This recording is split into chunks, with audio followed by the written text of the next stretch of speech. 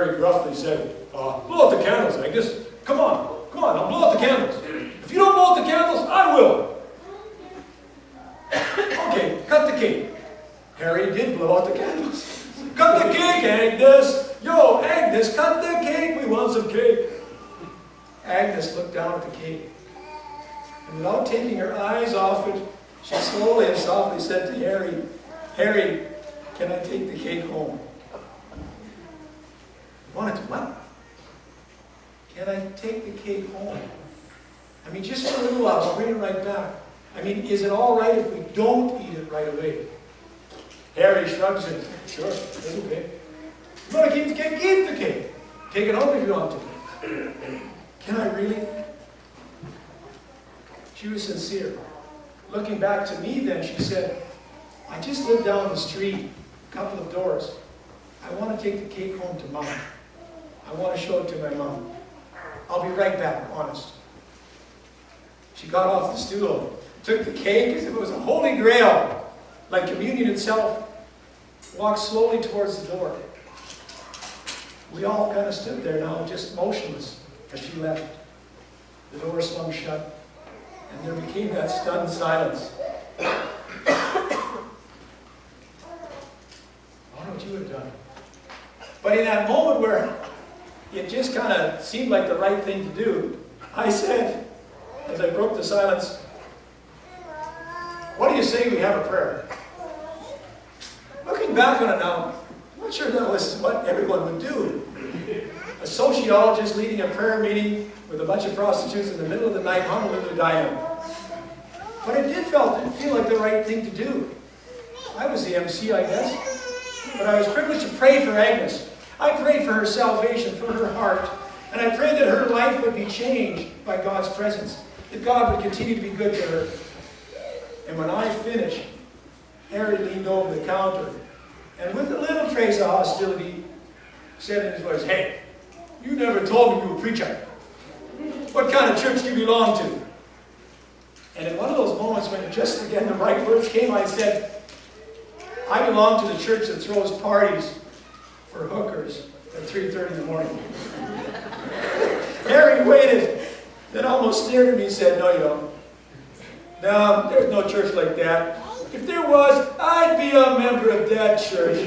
I would join a church like that. Wouldn't we all? The Spirit moves, the Spirit would embrace, the Spirit with His unconditional grace. And we understand that we've been accepted not because of what we've done or what we haven't done. We have a God that would indeed celebrate Pentecost, bring His Spirit and His power, not because we're worthy, but because that is His plan. That's the kind of church that Jesus came to create on this Pentecost day and each new day of grace. Where we got the idea that we had to be always so prim and proper, that we couldn't be vulnerable, that we couldn't make a mistake, that is not in the gospel. The New Testament church is where Jesus discloses Himself as a place where He embraces, yes, those who are called sinners, where the publicans gather, and yes, even the woman caught in adultery, and all the list of failures from Zacchaeus and tax collectors, all down the line, from Peter and his denials, the lepers of society found in Jesus someone that they could eat, and drink, and dine with. And while we sometimes may in our church history become so solemnly pious that we don't relate to those who we see as different than us, our Jesus has come on this Pentecost day and each new day to be the Lord of the party. Pentecost.